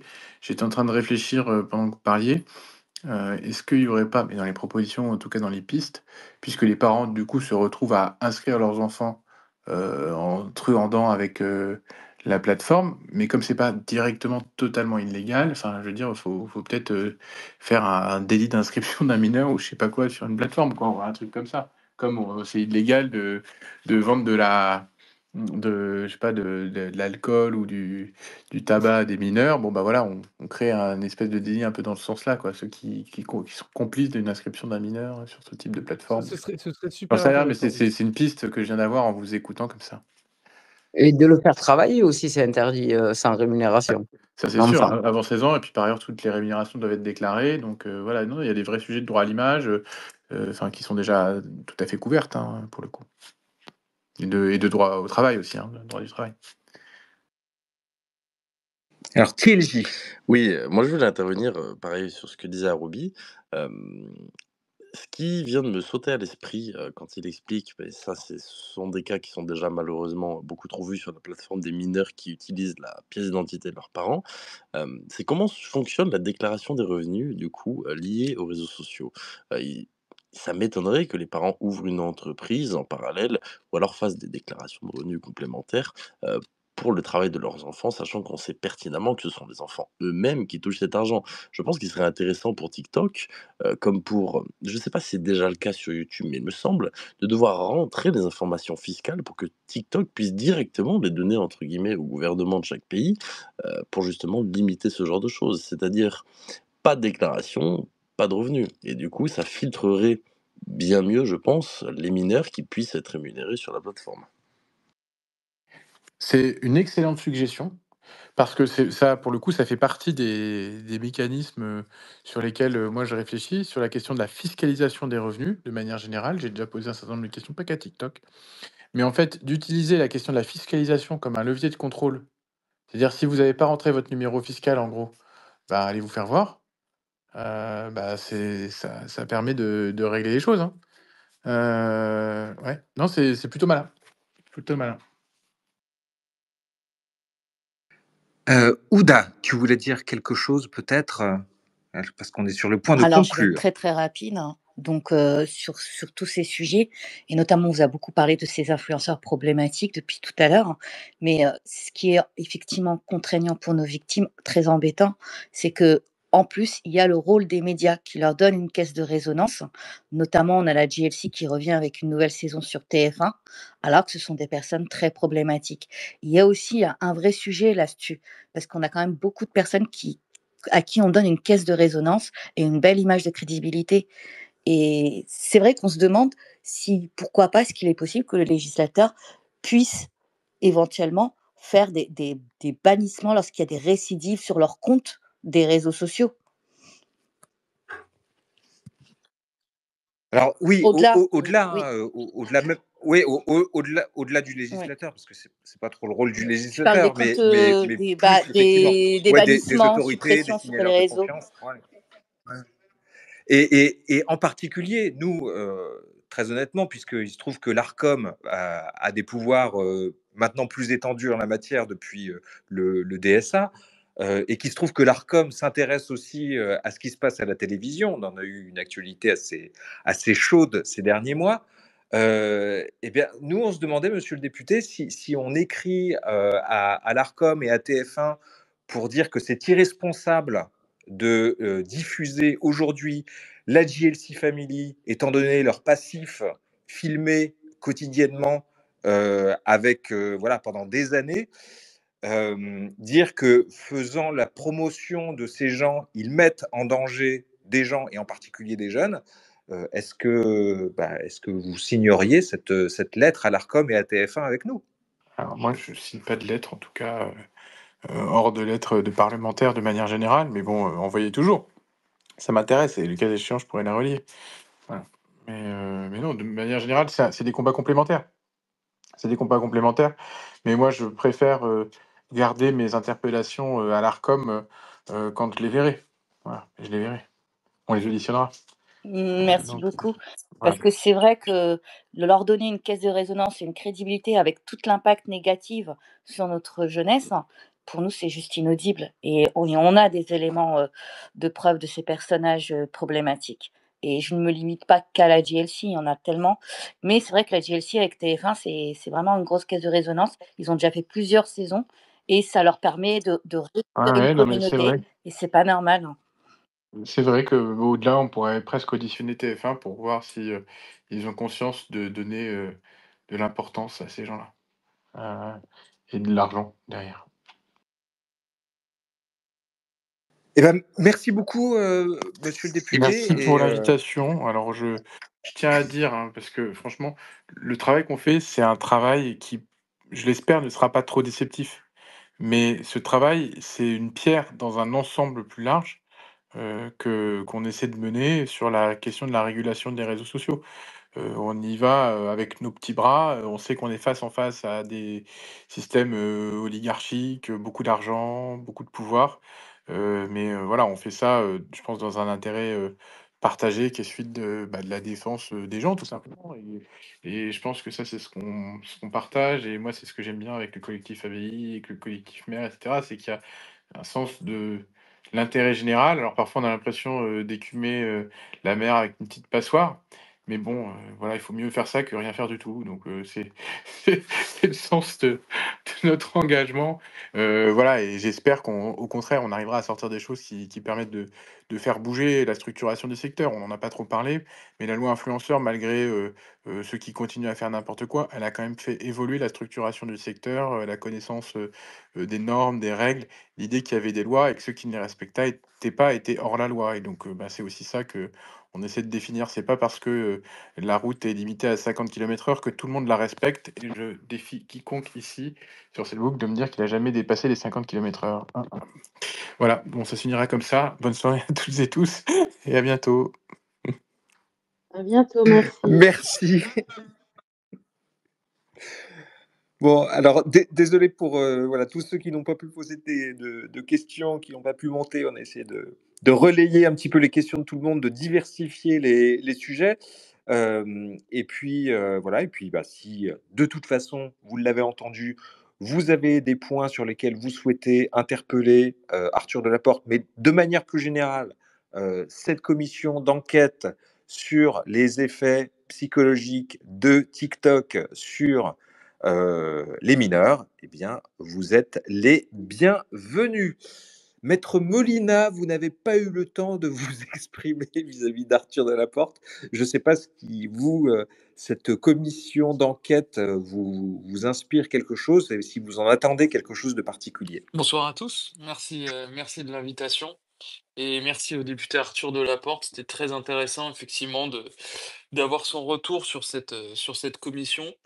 Euh, non, je pense que simplement c'est ce qui est toujours bien et c'est ce qu'on a vu avec la loi influenceur. Et c'est ce que défend Arthur Delaporte et Stéphane Vegeta quand ils ont proposé cette loi influenceur qui a donné lieu au texte qu'on connaît aujourd'hui. C'est le fait, si vous voulez, que le législateur doive s'adapter aux évolutions modernes qui sont portées par les réseaux sociaux.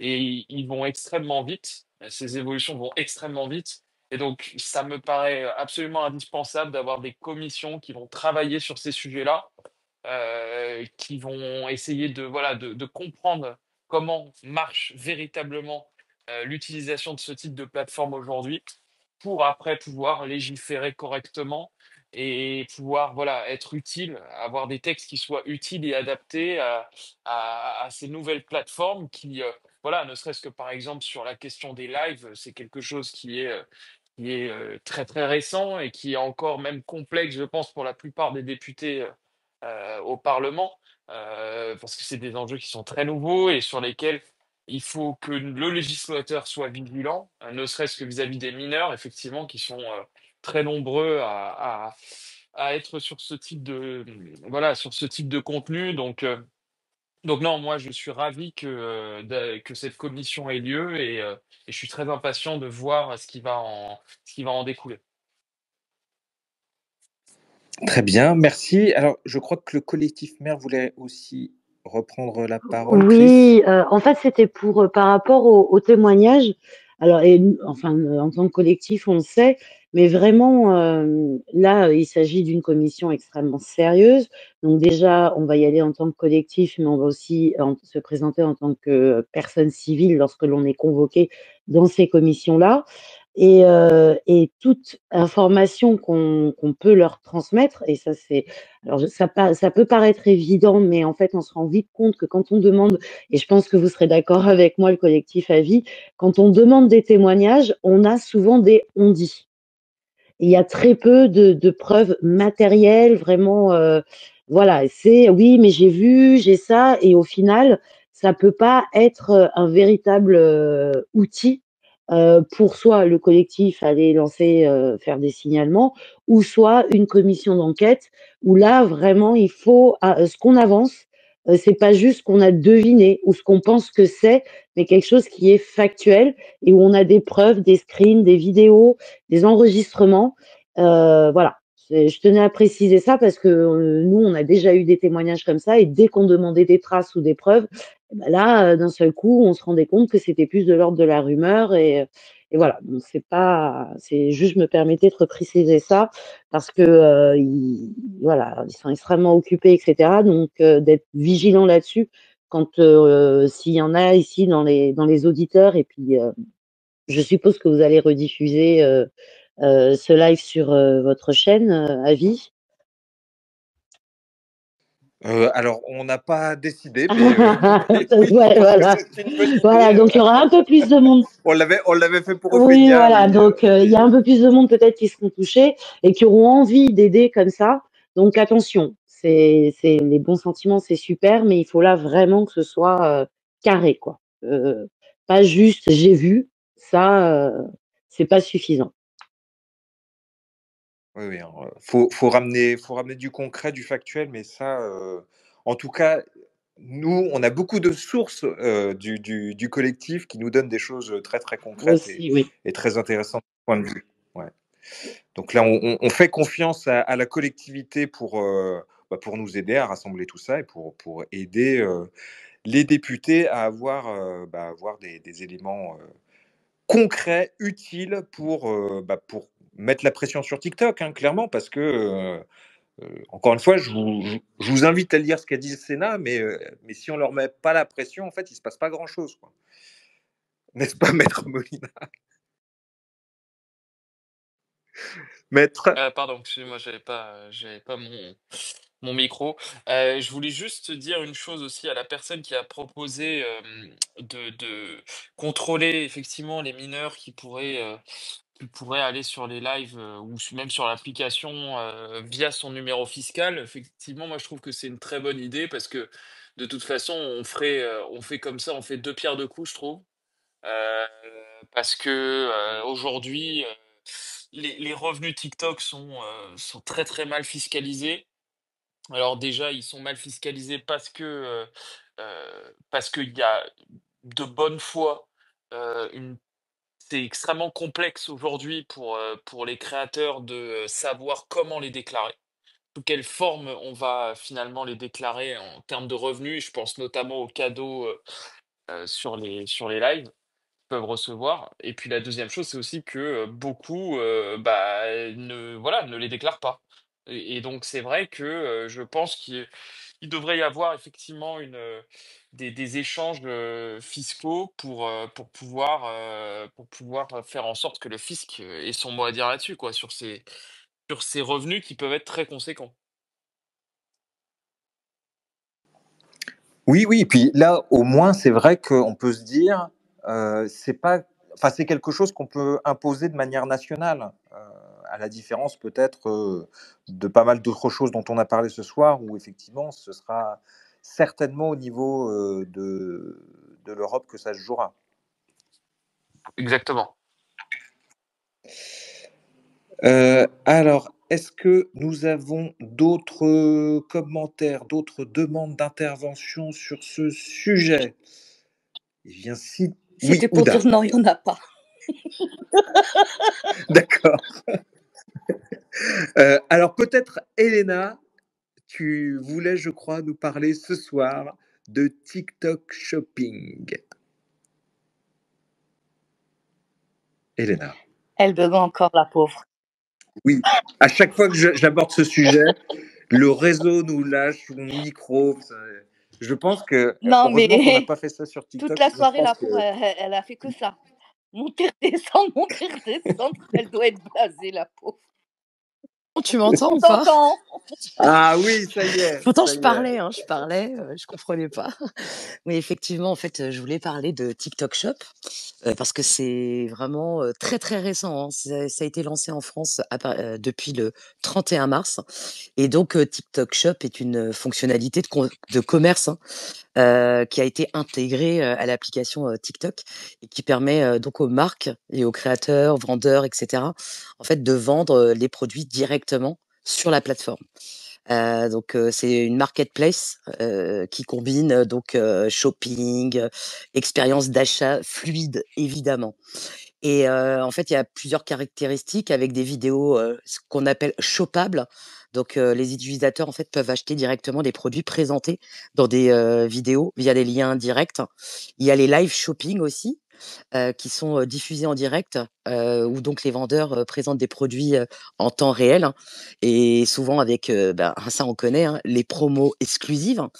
Il y a aussi un onglet shop et vitrine qui est une section donc qui est dédiée aux produits. C'est comme un site e-commerce avec des catalogues organisés par marque ou par catégorie. Et il y a aussi, l'intégration de l'algorithme, hein. Donc l'algorithme TikTok qui recommande des produits en fonction, en fait, des intérêts, des utilisateurs et qui cible vraiment, en fait, le type d'achat, en fait, qui les intéresse. Alors il faut savoir que TikTok Shop a été, lancé par, ByteDance, donc la maison mère, hein, chinoise de TikTok, et elle avait commencé, en fait, par les marchés, asiatiques. Il faut savoir qu'en 2023, elle a été déployée aux États-Unis et là, en 6 mois, ça a généré quand même plus d'1 milliard d'euros de ventes aux États-Unis. Et en 2024, par exemple, TikTok Shop, mondial a atteint plus de 33,2 milliards de dollars. Donc c'est pour, pour que vous ayez conscience, en fait, quand même de ce que ça génère, en termes de, financiers, quoi. Et donc TikTok Shop est arrivé donc en France et en Europe, le 31 mars et a bien sûr suscité, énormément d'intérêt. Et donc c'est un fonctionnement, et un modèle économique, par exemple pour les vendeurs, ils peuvent créer des catalogues de produits, les promouvoir en fait donc via les vidéos, des lives. Et il faut savoir que TikTok prélève actuellement, une commission, hein, évidemment sur chaque vente, comme ils font pour les lives. Et en fait, initialement c'était 2 aux États-Unis, mais ça a été augmenté à 8 et depuis juillet 2024, c'est monté à plus de 8. Donc ils augmentent en fait leur commission de plus en plus, hein. Donc on voit aussi l'intérêt de TikTok pour cette fonctionnalité. Et les vendeurs bénéficient aussi d'outils comme les sellers missions. Donc en fait, c'est des missions pour encourager donc la création de contenu shoppable avec des partenaires et des créateurs. Et donc en fait, pour les utilisateurs, l'achat se fait, en quelques clics avec, des informations bancaires qui sont préenregistrées pour aller, bien sûr, plus vite. Et il faut savoir que les utilisateurs, peuvent découvrir des produits, via, en fait, un flux qui s'appelle «Pour vous» pendant les lives. Il y a aussi, en fait, cette histoire de recherche intentionnelle. En fait, auprès des jeunes, il semblerait, d'après, d'après les statistiques, qu'il y a plus de 40 des jeunes aujourd'hui qui utilisent TikTok, qui ne vont même plus sur Google pour chercher des produits ou services. Donc c'est pour vous dire, en fait, à quel point TikTok Shop, en fait, est installé aujourd'hui auprès des jeunes. Et donc au fait, il y a aussi énormément, en fait, un gros rôle, en fait, des créateurs de contenu avec, des influenceurs donc qui jouent, un rôle clé en promouvant donc, des produits, contre une commission, hein, bien sûr, parce qu'ils touchent des commissions. Donc voilà, je vais vous donner des chiffres clés pour que ce soit vraiment parlant pour vous. Donc en Chine, en 2023, TikTok Shop représentait 20 milliards de dollars en chiffre d'affaires et en 2024, c'est monté jusqu'à 33,2 milliards. Aux États-Unis, entre octobre 2023 et février 2024, les ventes sont passées de 261 millions de dollars, pardon, à 349 millions de dollars. Donc vraiment, ça a énormément de succès et il y a un taux aussi d'engagement qui est énorme auprès des TikTokers, qui est de plus de 64 des utilisateurs donc de TikTok qui ont effectué un achat après avoir vu en fait un contenu ou une pub sur TikTok Shop. Donc c'est pour vous montrer quand même l'impact que TikTok Shop peut avoir. Et en France c'est vraiment très très très récent. Et il y a voilà, on peut alerter sur des problématiques qu'on va sûrement voir apparaître. Le problème de la qualité et aussi des contrefaçons, parce que la plateforme a déjà été très critiquée pour beaucoup de produits qui ont été mis sur le marché qui sont donc de contrefaits ou de très mauvaise qualité. Et aussi les risques pour les mineurs, parce que ça, il faut en parler, c'est que normalement TikTok Shop est interdit aux mineurs, mais l'addiction en fait qu'il y a autour de TikTok facilite en fait des achats aussi compulsifs, et donc ça a été bien sûr dénoncé. Et donc voilà. Et en fait, je pense que c'est important en fait d'en parler, de voir en fait la place que prend TikTok dans la vie, dans la vie de ceux qui sont sur les réseaux régulièrement. Donc c'est pour ça que je pense que c'est important en fait d'alerter et de faire de la prévention sur les risques aussi qu'il y a derrière, parce qu'il y a beaucoup aussi d'influenceurs qui vont être rémunérés via justement ces liens de shopping. Et en fait, c'est tellement facilité, c'est les achats sont même presque plus simples que sur Amazon, sauf que les garanties ne sont pas les mêmes. Donc, je trouve que c'était important en fait d'en parler ce soir. Donc, je ne sais pas s'il y a des gens qui étaient au courant du lancement de TikTok Shop ou s'ils l'ont vu, mais voilà. Donc, je trouve que c'était important d'en parler. Écoute, Elena, je viens de découvrir que c'était ça, TikTok Shop. J'avais même pas percuté parce que moi, je suis tombée sur pas mal de liens. Mais pour le moment, c'était sur des enseignes connues et reconnues. Mais je savais pas, j'avais pas fait le lien avec ce TikTok Shop qui vient de débarquer il y a 3 semaines. Donc, merci pour l'information. Et puis ensuite, effectivement, ça peut tomber dans des pièges parce qu'avec Amazon, on a quand même des garanties. Mais sur TikTok, quelles sont les garanties? Est-ce qu'ils ont non, ou est-ce qu'il y a vraiment un Alors, ils public en ont, mais elles sont bien sûr beaucoup moins importantes en fait que les grosses plateformes comme Amazon. Donc, il y a des garanties en fait de 30 à 60 jours en fait pour la livraison, mais il faut savoir quand même que la majorité des produits qui sont vendus sur TikTok Shop, il y a beaucoup de choses en fait qui viennent, c'est du dropshipping et qui vient de Chine. D'accord. Donc, et je vais vous donner des exemples aussi. Depuis le lancement, donc c'est vraiment très récent, ça a moins de 10 jours en France. Il y a Carrefour en fait.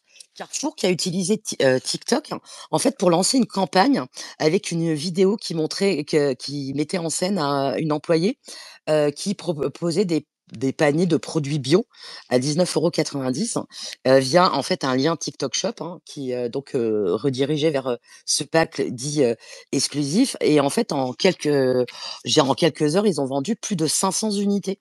Il y a aussi Super U qui l'a fait, l'enseigne Super U, qui a organisé un live de 30 minutes avec une influenceuse locale pour vendre aussi des kits apéritifs, et qui a attiré plus de 8000 spectateurs avec plus de 300 ventes directes et 250 ventes indirectes avec un code promo qui avait été donc partagé. Je vous donne aussi l'exemple en fait de L'Oréal. L'Oréal, en fait, tout début avril, ils ont lancé sur TikTok Shop un mascara, le télescopique, et ils en ont vendu plus de 10 000 en une semaine grâce à avec une campagne avec aussi des influenceurs. Donc voilà. Tu vas nous faire combien de Non, placements mais de voilà, produits tu comme vois ça, ce que je veux dire, Elena? c'est que toi, ça vient d'arriver et déjà, c'est pris d'assaut. Et voilà, ça peut être. Je pense qu'il faut vraiment faire attention donc à cette fonctionnalité. Donc c'est devenu quand même une source d'achat qui va être très importante. En tout cas, en France et en Europe, comme c'est très récent, il faut surveiller. Mais ne serait-ce qu'aux États-Unis et en Asie, c'est incroyable, quoi. C'est incroyable. Donc, Et est-ce que tout le monde peut choper sur TikTok? Est-ce qu'il y a un nombre, mis à part, tu as dit qu'il y avait il y avait une interdiction pour les mineurs, mais est-ce qu'il faut un nombre minimum d'abonnés, des trucs comme ça? Non, du tout. Ah non, pas du tout. Confirme. Non, du tout. Tu cliques sur le lien direct et tu es sur le site du produit en question. Tu as le prix, tu n'as plus qu'à payer. Ça se fait en 2 clics. Ah non, mais je parlais pour être côté un peu promotion, mission. les trucs dont parlait Ah Elena, oui, quoi. d'accord, oui. Alors en fait, normalement, ils disent que pour pouvoir, en fait, mettre des liens, il faut avoir minimum 1000 abonnés. Ah d'accord. Donc faut quand même être aimé pour Ouais, mais choper. bon, 1000 abonnés, tu C'est sais, un minimum. Ça va finalement, vite, c'est 1000 pas abonnés difficile. sur C'est TikTok. pas difficile, en fait, d'avoir 1000 abonnés, hein, non plus, hein. Tu vois, c'est pas si difficile que ça, quoi. Donc voilà, c'est vrai que voilà, c'est une fonctionnalité qui peut être problématique, surtout au niveau des escroqueries. Parce qu'il y a quand même aussi, on peut se retrouver, en fait, avec des vendeurs, qui proposent leurs produits et qui sont pas forcément, légitimes ou très propres. Parce qu'il y a déjà eu des signalements, hein, sur des produits contrefaits, mauvaise qualité, avec un manque de contrôle. Il y a le problème aussi d'achat impulsif, hein, surtout je pense pour les mineurs et de surconsommation et voilà et donc c'est vrai que comme on sait que TikTok, il y a majoritairement des jeunes, hein, entre 10 et 19 ans, voilà, peut se poser le problème. En plus, il suffit, tu sais, tu rentres ta carte bancaire et en fait, elle est enregistrée, hein. C'est très, très facile en fait, d'acheter, quoi et Ah ouais, puis elle est enregistrée définitivement? oui, tu peux l'enregistrer. En fait, tu peux enregistrer ta carte bleue et elle reste en mémoire D'accord, et tu et peux pas passer par un site comme, PayPal pour te si tu protéger? peux, si, par contre tu peux, mais tu peux aussi enregistrer, tu vois? Tu peux laisser, tes coordonnées bancaires enregistrées Ah et il ouais. y a aussi le problème en fait, dont on en parle souvent sur TikTok, les problèmes de sécurité des données, hein. Parce que même s'ils disent, utiliser des systèmes, sécurisés, ça laisse, voilà, ça soulève quand même, des inquiétudes. Puis il y a aussi le problème des produits dangereux, non conformes, avec certains articles, notamment des produits de santé ou de beauté, qui sont, vendus par des vendeurs qui sont pas vérifiés. Donc voilà, il y a eu des retours déjà avec des objets, très défectueux ou des produits, à risque. Donc voilà et voilà, moi j'ai retrouvé en fait par rapport à la protection, pour les acheteurs, c'est un retour sous 30 jours avec un programme de protection des acheteurs qui est dit de 90 jours. Donc c'est quand même moins développé que ce qu'on peut trouver sur Amazon. Mais il semblerait que les litiges avec certains vendeurs sont problématiques puisqu'ils sont il y en a beaucoup qui sont, peu coopératifs et difficiles à résoudre. Donc on risque d'avoir quand même pas mal de victimes en fait, qui se rapprochent du collectif, par rapport à ça aussi, hein. Parce que par contre, ils utilisent énormément, énormément aussi d'influenceurs et de micro-influenceurs. Pas forcément des gros, mais aussi beaucoup de micro-influenceurs. Alors TLJ, est-ce que toi tu chopes sur TikTok? Est-ce que tu as testé un peu, tu as commencé à regarder cette nouvelle phase de TikTok? Alors, on m'en avait parlé de cette nouvelle phase de TikTok. Pour le coup, je n'ai pas du tout utilisé cette fonctionnalité. Je n'ai même pas trop regardé cette fonctionnalité. J'imagine déjà un petit peu les dérives qui peuvent être amenées avec, cette fonctionnalité, hein, bien évidemment. On l'a connu à l'époque avec plein de sites de revente, toutes les fraudes possibles et inimaginables. Mais ça me fait penser à quelque chose. On me pose souvent la question, je suis désolé, je suis malade, hein, pour la voix et la façon de parler. On me pose souvent la question, est-ce que tu penses pas que TikTok va disparaître, avec le temps, comme ça a pu être le cas pour Periscope? De ce que je vois, TikTok est le nouveau Amazon, c'est-à-dire qu'ils ne vont faire que se développer en permanence. Pour moi, TikTok, très sincèrement, va finir par aspirer YouTube, va finir par aspirer Twitch, des plateformes de vente et bientôt on se connectera qu'à TikTok pour faire, tout ce dont on a besoin de faire, en fait. Je pense sincèrement que ça va devenir un monument et qu'il faut couper l'herbe sous le pied. Je rejoins ce que disait, Arthur Delaporte, tant qu'il est encore temps, parce que TikTok, je pense, va devenir vraiment, vraiment beaucoup plus gros que ce que c'est actuellement. Bah, faut quand même dire qu'on ne sait pas ce qui va se passer au niveau politique, hein, parce qu'effectivement, là, on voit que bon, la France se pose de plus en plus de questions, mais comme on l'a dit tout à l'heure, il y a enquête au niveau de la Commission européenne, pas que sur TikTok, mais notamment sur TikTok. Et puis, là, il y avait eu une interdiction de TikTok au niveau des États-Unis au mois de janvier. L'interdiction a été suspendue par le, le président tout juste arrivé. Et, et pour autant, c'est pas encore gagné que TikTok arrive à persister dans l'état actuel aux États-Unis, on a entendu que Trump a dit attention, voilà, si TikTok ne se conforme pas à ce qu'on a demandé, notamment au niveau contrôle par une société américaine d'une majorité de la société TikTok qui gère l'application aux États-Unis, TikTok, et il y a une décision de la Cour suprême quand même, hein, TikTok ne pourra plus être diffusé aux États-Unis. Donc, si on ne fait rien, c'est peut-être ce qui va se passer, mais peut-être qu'il va y avoir une réaction politique. En tout cas, ça a l'air de bouger de ce point de vue-là. Non, mais d'un Alors, côté, tu as raison, hein, TLJ. Hein. C'est comme je disais tout à l'heure, il y a 40%, bon, alors pas en France parce que c'est tout récent, mais 40% des utilisateurs, les jeunes surtout, qui ne passent même plus par Google pour faire des achats. Ils passent directement par ah, TikTok. mais je pense C'est sincèrement incroyable, avoir hein. pré-shot le truc depuis un moment là-dessus. Alors, c'est aucunement politique. Pour moi, interdire TikTok est une erreur. Pourquoi? Parce que les jeunes ont toujours tendance à vouloir braver l'interdit. On le voit avec TikTok en Russie. Beaucoup de jeunes Russes arrivent à profiter de TikTok alors que là-bas, l'application n'est pas censée exister. Pour moi, ça incitera simplement les jeunes à utiliser des VPN pour pouvoir se connecter à l'application qui va leur manquer et ça permettra, on va dire, ou du moins ça empêchera un contrôle sur l'application. C'est dès lors que l'application est interdite, on ne peut plus, en tant que gouvernement ou quoi que ce soit pour un pays, dire bah tiens, on a la main sur cette application, on peut leur proposer des compromis et faire des choses, vu qu'elle est interdite. Pour moi, ça va juste inciter les jeunes à être hors de contrôle avec un VPN sur l'application. Je pense que le mieux, c'est simplement, voilà, comme disait Monsieur Delaporte, de confronter TikTok directement plutôt qu'essayer désespérément de l'interdire. Oui, moi je ne suis pas aussi je suis pas aussi optimiste que toi sur le niveau technique d'une certaine jeunesse pour utiliser des VPN et notamment parce que ce qui va avec l'interdiction, c'est pas simplement l'interdiction au niveau réseau, c'est aussi la disparition des magasins d'applications.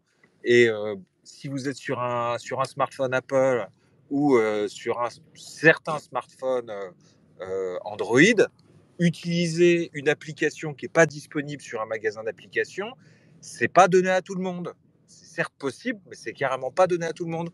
Donc, dire que de toute façon, ça fera que les pousser, moi, ça me paraît. C'est peut-être vrai pour une certaine partie de la population. Je ne pense pas que ce soit vrai pour la majorité. Je suis plutôt d'accord avec ça, mais en fait, je me base sur l'exemple là-dessus de la Russie, où on voit énormément de personnes jeunes et russes qui arrivent à accéder à l'application TikTok. On l'a vu même, par exemple, bon, c'est hors sujet, avec les casinos en ligne et en crypto, énormément de personnes sous l'influence d'influenceurs casinos qui arrivaient à accéder à des casinos crypto interdits en France, juste parce que l'utilisation de VPN est devenue mais, tellement facile. Sachant qu'on le voit sur YouTube, tous les influenceurs qui font la promotion des VPN, quasiment à chaque vidéo, vous voyez, avec tel VPN, le sponsor du jour. Je pense qu'on sous-estime quand même vachement les jeunes sur leur capacité à contourner un petit peu les interdictions. Non, tu as raison. Il ne faut pas sous-estimer, il ne faut pas surestimer non plus. Bon, et puis l'exemple russe, il est quand même particulier parce que chez eux, ils ont quand même une grosse culture de l'interdiction des trucs, hein. Je veux dire, Ouais. entre les limitations de YouTube, le Telegram qui a été interdit là-bas quand même C'est vrai, pendant un c'est vrai, moment, c'est vrai. avant que bon, il y a un arrangement qui a été trouvé entre les frères Durov et le pouvoir russe. Euh, c'était tout de même interdit, puis et les gens se débrouillaient. Donc bon, heureusement, on va dire, la culture russe, c'est quand même un truc assez particulier pour le moment. Mais bon, oui, en tout cas, moi, je suis OK sur le fait que le débat est ouvert et peut-être qu'effectivement, contrôler, c'est mieux qu'interdire, mais il ne faut pas non plus sous-estimer la capacité de TikTok, et là je parle vraiment du groupe TikTok, à, à faire des excuses, à se présenter sous un jour sympa, à arriver à faire des manœuvres dilatoires pour faire traîner les choses, pour faire des promesses, pour faire des sourires, pour dire oui, oui, nous, tout ce qu'on veut, c'est collaborer, c'est aider les signaleurs de confiance, c'est faire en sorte que notre contenu soit bien, c'est faire en sorte que les utilisateurs soient protégés. C'est notre intérêt que les utilisateurs soient protégés. Mais concrètement, quand on leur demande des trucs un petit peu tangibles, là, ça répond plus beaucoup, quoi. Et c'est là-dessus, en fait, que je suis. Moi, j'ai un peu du mal, en fait, à me dire ça va être facile de contrôler, quoi. Je suis tout à fait d'accord avec vous pour le coup. Je pense que ça va être très compliqué quoi qu'il advienne. TikTok n'est pas une société qui coopère déjà, on l'a vu par le passé. C'est une société qui est très obscure, mine de rien. Ils ne partagent pas d'informations, ils font exprès d'essayer de mettre des barrières à l'information. Ne serait-ce que pour les agents, par exemple, c'est extrêmement compliqué de rentrer en contact avec TikTok, là où c'est beaucoup plus facile avec Meta et ce genre de choses. J'ai l'impression qu'ils cherchent à garder un petit peu ce côté, sombre et inaccessible pour justement se dédouaner de toute responsabilité. On l'a vu avec le procès aux États-Unis justement, contre Meta, TikTok et cetera. Cette part de flou et cette façon de se dédouaner. Pour le coup, je pense que ouais, ça va être, Et ils un gagnent combat assez tellement d'argent. Et ils gagnent tellement d'argent. Quand on voit pour les lives et les cadeaux, au total, c'est presque 70% qu'ils mettent dans leur poche. Donc c'est pas dans leur intérêt non plus En d'arrêter 2023 ça. en 2023, les utilisateurs, si je ne dis pas de bêtises, avaient envoyé pour plus de 4 milliards d'euros de cadeaux sur TikTok. C'est hallucinant. Ça, c'est chiffre monde? C'est chiffre Je sais monde pas ou du tout. France? Il me semble que c'est Monde, si je dis pas de conneries, et ça, c'est des stats de 2023, donc il y avait beaucoup moins de cadeaux que maintenant, parce que ça augmente d'année en année. Et c'est juste pour les cadeaux live. D'accord, oui, c'est déjà énorme, hein, 4 milliards, effectivement. Et Ok, bah, une dernière merci, petite merci, oui. intervention, parce que j'ai 1%. Je rejoins ce que disait Arthur Delaporte là-dessus. Imaginez, à l'échelle de la France, on va dire peut-être 1 milliard, quelque chose comme ça, qui malheureusement est défiscalisé, quoi qu'il advienne, parce que les gens ne déclarent pas sur TikTok. Une grande majorité ne déclare pas. Honnêtement, je pense que TikTok est un gouffre déjà, d'un point de vue politique et toutes les dérives qui peuvent en découler. Mais également, si, comme je le disais, on arrivait à mettre en place, une fiscalité sur TikTok, ça empêcherait les mineurs de pouvoir gagner de l'argent, ça empêcherait les personnes de frauder aussi, puisque fini les fraudes aux cadeaux, puisque maintenant il faut les déclarer. Ce serait vraiment quelque chose de très intéressant que le gouvernement français réussisse à faire suffisamment de pression sur TikTok pour pouvoir imposer une fiscalisation sur l'application. Alors j'ai les chiffres hein, pour la France en TikTok en 2023. En fait, par contre, ça s'arrête à 2023. Il y a eu plus de 80 millions d'euros de cadeaux virtuels sur TikTok. Et il y a une augmentation par rapport à 2022. En 2022, c'était 52 millions et en 2020, c'était 2,5 millions. En 2023, c'est 80. Donc si vous prenez, cette courbe et vous voyez la façon dont c'est exponentiel, Exactement, ouais. notez qu'en 2025, je pense qu'on a dépassé les 200 millions très facilement. D'accord. Et toi, tu disais tout à l'heure, tu disais oui, alors attention, parce que moi aussi, je suis dans TikTok, je suis dans les lives, etc. Moi aussi, je reçois des cadeaux. Et on a entendu que pendant le débat, il y avait un petit peu une réaction là-dessus.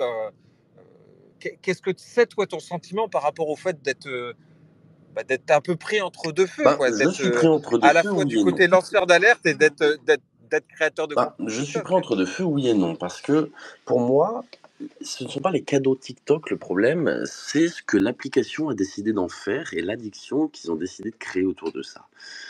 Sur la plateforme Twitch, par exemple, les gens peuvent recevoir des donations directement en euros. Sur YouTube, il en va de la même. Heu, sur TikTok, OK, ils ont mis ça sous forme de cadeau. Pour moi, ça doit rester quelque chose qui sert à aider financièrement des créateurs de contenu. Et là, on a ces parasites, sans être vulgaire, qui décident d'arriver sur l'application en ne proposant que des matchs live en pensant que c'est un contenu. Non, pas du tout. Pour moi, un youtubeur que je suis, par exemple, je serais capable, sur son live Twitch, de lui donner 5, 10, 20, 50 euros pour le soutenir. Sur TikTok, c'est sous forme de cadeau, puisqu'on n'envoie pas directement l'argent. mais ça aide à financer, à aider un créateur de contenu. Si on prend l'exemple, vous citiez juste avant Julien Tanti et toutes ces personnes-là, il n'a jamais été question de contenu sur les réseaux sociaux. C'est uniquement monétiser au maximum des personnes qui rêvent de rentrer en contact avec eux. Il n'y a pas vraiment de soutien dans un contenu ou dans un travail réel. Pour moi, le problème vient de là plus que de l'idée des cadeaux, puisque c'est quelque chose qui a toujours été proposé sur n'importe quelle plateforme. Le problème, c'est qu'effectivement, on ne parle pas d'argent, on parle de cadeaux, on dépersonnalise l'argent au maximum et donc on minimise les dépenses. Ça, effectivement, ce serait quelque chose à corriger. Oui, puis comme tu le dis bien, en fait, on monétise le sentiment, on monétise l'admiration, on monétise le fait d'être C'est admiré, ça. quoi. C'est ça C'est ça. et, c'est le côté, moi je dis, c'est la mendicité à l'envers, c'est-à-dire que c'est les riches qui font la manche auprès des pauvres J'ai pris un exemple. pour avoir un peu C'est ça. d'argent. J'ai pris un exemple vulgaire il y a quelques temps pour parler des matchs live, même si j'en ai déjà eu fait quelques-uns. Quelle est la différence? Je parle pas des créateurs de contenu parce qu'encore une fois, j'avoue que les créateurs de contenu qui font des matchs, ça me dérange pas tant. On n'est pas, je trouve pas dans cette mendicité parce que c'est comme un live Twitch ou quoi que ce soit. Après, ça reste un avis très personnel. Mais quelle est la différence entre un mec sur un trottoir qui demande des euros et un mec sur un fauteuil qui demande des roses? Très sincèrement, j'ai vraiment l'impression que TikTok, c'est devenu faire la manche. Julien Tanti, pour moi, fait la manche sur TikTok. Ni plus ni moins. Et on le voit avec le scandale qu'il y a eu il y a pas longtemps avec une des personnes qui s'appelle Donateur, où le mec lui a envoyé plus de 150 000 euros en très peu de temps, il l'a invité à Dubaï, etc., etc. Euh, voilà, on essaie de fidéliser les gens comme ça, on leur donne de l'importance, viens à la maison, ceci, cela. C'est quelque chose qui malheureusement est beaucoup, beaucoup trop vu sur TikTok. Là, je parle de toute la communauté Match Live et surtout influenceurs sortis de télé-réalité, etc. Ça pouvait être le cas d'Ilan aussi, hein, que vous connaissez bien, je pense. Euh, ouais, pour moi, très sincèrement, c'est ça le problème. C'est qu'on a des personnes qui n'utilise que la fonctionnalité match parce que TikTok l'impose en fait. TikTok veut que les gens fassent des matchs. Je suis contacté par des agences qui me disent, et d'ailleurs, petite partie un petit peu moins légale, j'ai enregistré un employé de TikTok à son insu sur une conversation téléphonique. J'ai gardé précieusement ça. Euh, la personne voulait prendre en main mon contenu. Donc là, on parle d'un manager TikTok. On ne parle pas juste d'un agent, d'une agence, une personne non formée. Non, non. Quelqu'un qui est rémunéré par TikTok France, qui est embauché par TikTok France. Il me demandait, sans même avoir regardé mon contenu, voilà, je veux vous aider à faire progresser votre contenu, à gagner plus d'argent, etc. Est-ce que vous avez des passions? Moi, je lui dis, bah oui, bien sûr, je m'intéresse à absolument tout, la cuisine, tout. Il me dit, ah, mais super la cuisine. Qu'est-ce que vous pensez de faire des matchs en faisant de la cuisine?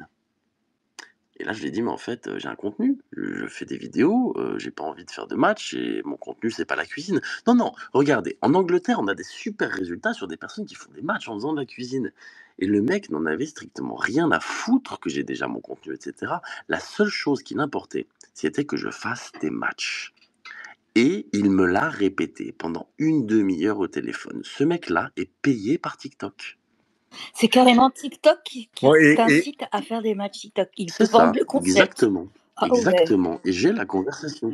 et des bons petits plats C'est aussi, ça, quand mais en même. fait, j'aurais dit que j'adorais le cinéma, il m'aurait dit fais des matchs en parlant de cinéma. J'aurais dit que j'aime la pétanque, il m'aurait dit mais filme tes parties de pétanque et fais des matchs en même temps.